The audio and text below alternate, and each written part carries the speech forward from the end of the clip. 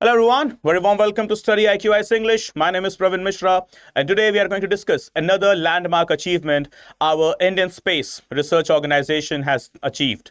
So it's about a collaboration that we have with America's NASA, that is National Aeronautical Space Administration. As you can see on your screen, a satellite floating in outer space and the logo we have got for ISRO and NASA. So these two organizations, those who have now collaborated for a for a particular satellite launch that is known as NISAR. So as we can see, Earth observation NISAR satellite that is scheduled to be launched exactly on 30th of July, right? So guys, remember, what is it? NISAR satellite. So why the name NISAR? What are the components we need to discuss? So here we go. This is the most important thing that is, floating on the internet today. So NISAR, that is ISRO synthetic aperture radar, will observe the Earth with the swath of 242 kilometers, that is the area of 242 kilometers, with a high spatial resolution using SWEPSAR technology for the first time, according to the space agency, the Indian Space Research Agency. Okay, so what do we need to discuss here? Okay, the components of the NISAR satellite. What is this SWEPSAR technology? What is this SAR, the L-band and S-band? So stay tuned with the video, guys. Okay, we are going to discuss one of the most important key components in our prelims and mains examination, the subject of science and technology. As you know it very well, the space research is a type of a subject, or a type of a particular topic that is loved by UPSC. So if you go ahead with the previous 5 or 10 years of the question papers from prelims to mains, you will find that, this is space research things. In fact, this current affairs related to the space research is a topic which is most asked, once again, most asked by UPSC in their questions, right? So here we go with the components that is badly needed for all of us, that is UPSC, CSC aspirants to understand. So the NISAR satellite weight, 2,392 kgs. Well, though the weight doesn't make much difference, but yes, it is having a component that is interlinked with our launch vehicle. Okay, so let's understand with the features here. Weighing, it is 2,392 kg. NISAR is a unique Earth observation satellite, okay, and the first of its kind to observe Earth with a dual frequency synthetic aperture radar, that is SAR. Okay, it is for the first time happening in the history of space research that a satellite known as NISAR ISRO satellite is being launched with the dual synthetic aperture radar, as in it will provide us more detailed analysis of our interior as well as exterior, that is the surface of the Earth. So basically from NASA it is included with the L band, and from ISRO it is included with the S band. And both using what? NASA's 12M unfurlable mesh reflector. As you can see, this is what the mesh reflector exactly looks like. Okay, so this is what built by the National Space Aeronautical Research. Okay, so now the next component that we need to discuss here we go. So it will observe Earth within the distance or within the parameters of exactly 242 kilometers, and a high spatial resolution camera is being used. Apart from that, okay, there is a technology known as SWEPSAR, okay, that we shall be launched, and from where that we shall be discussing, and from where it is about to be launched. It is about to be launched from Sriharikota launch station. Okay, in our one of the beautiful states that is known as Andhra Pradesh, we have got this location. So we have got the launch pad, okay, that is the launch station. What is the name? Satish Dhawan Space Center in Sriharikota, right? Here we go to the next thing. Will be sent into space. What is the launch vehicle? So it is GSLV F-16. Okay, simply it is a rocket made in India, made by India. Okay, so launched at a distance of 740 kilometers first of all, and it can take pictures of Earth 24 hours a day. Okay, that is whole day, okay, regardless of the weather, okay, in all weather conditions. And the satellite can also detect the landslides. Okay, it can provide us, the features of aid in any kind of disaster management. Along with, it will also monitor the climate change. So it is not only for technological development, it is also for social development, as in regarding the disaster management as well as monitoring the climate change, ultimately just supporting the concept of agriculture, without which we are not going to exist. Right? So what do we need to understand here? This NISAR technology or this NISAR satellite, okay, 240 kilometers of the SWAT, 740 kilometers of the distance, right? So what do we need to figure out? Can it observe the Earth in the daytime? Yes. In the nighttime? Yes. What will it observe? Only the communication system? Absolutely not. It will provide us the aid when it comes to agricultural development, as in monitoring any kind of climate change. That is, the social parameters, they are also being taken into the consideration. Along with, it will be also providing us a big round of aid or a big hand of aid when it comes to disaster management, right? So a much needed technology for us. That is in the name of NISAR once again, right? Now, the next thing. The GSLV MK II, basically the Made in India launch vehicle. The full form, as you can see, Geosynchronous Satellite Launch Vehicle. So GSLV MK II, it is an indigenously developed three-stage launch vehicle by ISRO. Okay, three-stage launch vehicle, as in simply, it will be having the liquid as well as solid as well as the cryogenic fuels with itself, right?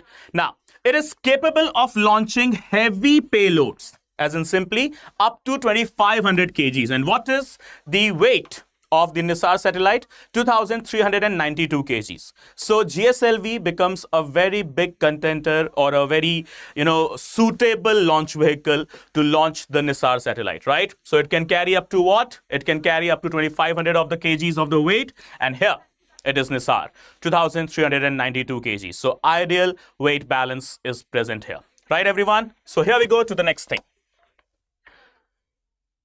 What is this SAR that we have already, mentioned a couple of times? That is synthetic aperture radar. So it is a type of a radar used to create high resolution images of the Earth's surface. Guys, remember S for synthetic, okay, but you can also correlate it with surface. Okay, so it is a high resolution camera basically, okay, that can analyze what? The surface of our Earth. And it can operate day and night both and in all weather conditions. So now you can correlate here NISAR's features. What can NISAR do? Can observe Earth in all weather as well as at daytime and the nighttime as well. And here we go, okay, with regard to the SAR, that is synthetic aperture radar, that is equipped in the NISAR satellite. Okay, it can also observe, okay, it can also observe the Earth day and night both and in all weather conditions. It's unlike the optical imaging, which is affected by clouds and darkness. So we are not using the optical cameras here, general optical cameras. We are using the specialized one because general optical cameras, they do get affected when it is too dark, that is the night time, or also when it is too cloudy, that is they are not fit in all weather conditions basically, right? So what we are using, the SAR, synthetic aperture radar. And now, how it works, okay? What are the components here? So SAR transmits microwave pulses. Remember what it does? Transmits the microwave pulses, okay, to the Earth and receives the echoes from the Earth, right? So by simulating a large antenna, as you can see, okay, there are some large antennas posed here. So by simulating some large antennas, that is known as synthetic aperture via satellite and satellite motion and signal processing, it creates very high resolution images, okay? So not the optical one, not the general or the conventional one. So what it is having, some big antennas installed in itself, okay? And with this, it sends what? It sends the microwave pulses and receives the echoes. And yes, what it does, okay, it simulates the motion, okay, through the motion of antenna, and yes, provides us with some high resolution images, right? And now, the technique compensates for satellite movement. Simply, as you can see, these antennas, okay, they also provide a push into the movement of the satellite. Okay, so making it more pocket friendly when it comes to the research into the field of space technology, right? So satellite compensates for the satellite movement, increasing the virtual aperture size as well, right? So basically, it's a type of a satellite that provides us with the win-win situation. Now, applications where we can use this SAR system. Obviously, monitoring earthquakes, any type of disasters including floods, landslides, glaciers, deforestation, urban expansion, etc. And yes, the most important one, used in the military surveillance, agriculture, and other climate-related studies. Okay, so monitoring is at its best, right? So its application is at its best from social to military. Basically, from civilian to military usage, NISAR comes to the rescue. And now the next thing, the L and the S band frequency bands basically in SAR. So SAR systems, they basically operate in microwave frequencies. Which frequencies? Microwave frequencies. And the band name corresponds to the frequency or the wavelength of the range. Right? Wavelength range basically. So the L band and S band. L band coming from NASA and S band coming from ISRO. So now what is this L and S band? So here we go with the L band. With the frequency of 1.2 gigahertz, wavelength up to 24 centimeters, right? Then penetration, it can go deep, can penetrate into the deep vegetation, oil as well as soil. Okay? Ice as well as soil, not oil, vegetation, ice and soil.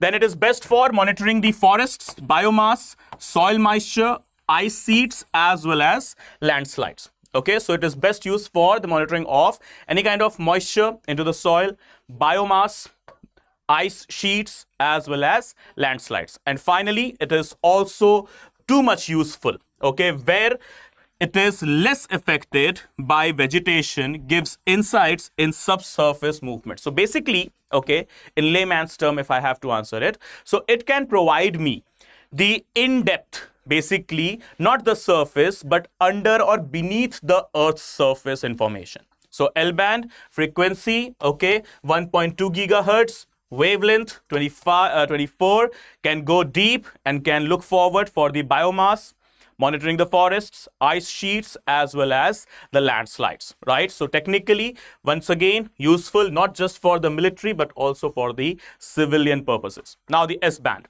okay? Frequency 3.2 gigahertz, wavelength 9.3, penetration moderate, that is, it can only go through the surface level imaging.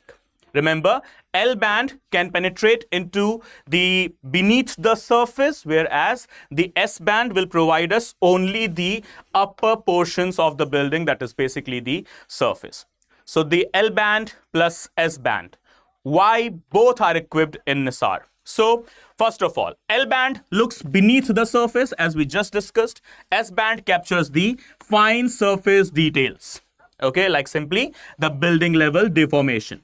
Their combined imaging provides multi-scale, multi-depth observation, enabling the scientists to track changes with exceptional clarity, right? So this is where NISAR Satellite comes into the picture, comes into the rescue of the human race, okay? So remember guys, not just for the civilian, but also for the military purposes, L-band, S-band included with the SAR, that is synthetic aperture radar, okay? NISAR, that is basically NASA plus ISRO. So what we have got, the NISAR technology or the NISAR satellite with us. And in case you are a serious UPSC CSE aspirant, in case, right, a serious UPSC CSE aspirant, so this information is for you.